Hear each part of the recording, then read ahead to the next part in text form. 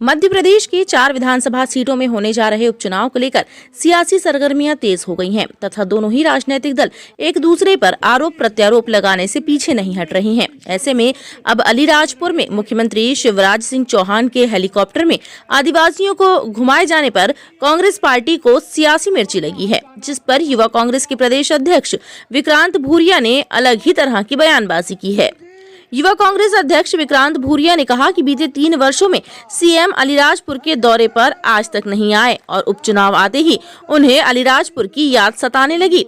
इतना ही नहीं, विक्रांत भूरिया ने हेलीकॉप्टर में आदिवासियों को घुमाए जाने को भी चुनावी एजेंडा करार दिया है। उन्होंने कहा कि बीजेपी इस तरह से चुनाव की तैयारी कर रही है। इसके अलावा विक्रांत भूरिया ने कहा कि आदिवासी कभी उड़न खटोले पर घूमकर प्रसन्न नहीं होता, आदिवासियों को जमीनी कार्यों से प्रसन्नता होती है। ऐसे में अलीराजपुर में सीएम के उड़न खटोले में घूमने वाले कोई आदिवासी नहीं बल्कि स्वयं उनके कार्यकर्ता ही हैं।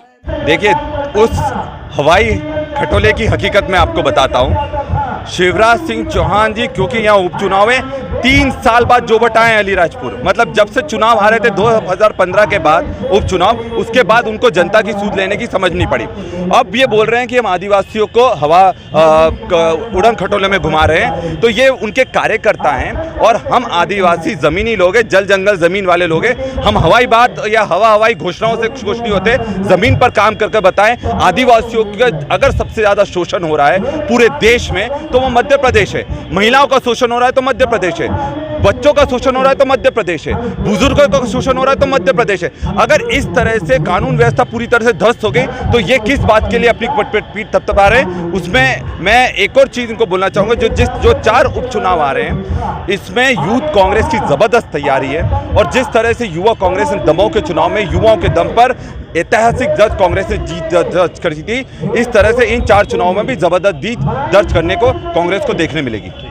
आपको बता दें कि रीवा में पूर्व विधानसभा अध्यक्ष श्रीनिवास तिवारी की 96वीं जन्म जयंती समारोह को कांग्रेस पार्टी के द्वारा संकल्प दिवस के रूप में मनाया गया है, जिसमें शामिल होने के लिए युवा कांग्रेस के प्रदेश अध्यक्ष विक्रांत भूरिया भी रीवा आए थे। इस दौरान उन्होंने मीडिया से बात करते हुए उपचुनावों के बारे में चर्चा की और कहा कि होने वाले विधानसभा उपचुनाव में यूथ कांग्रेस की तैयारियां जोरों पर हैं, जिसकी वजह से 4 विधानसभा सीटों पर कांग्रेस की जीत होगी। टाइम 8 मध्य प्रदेश के लिए रीवा से ब्यूरो रिपोर्ट।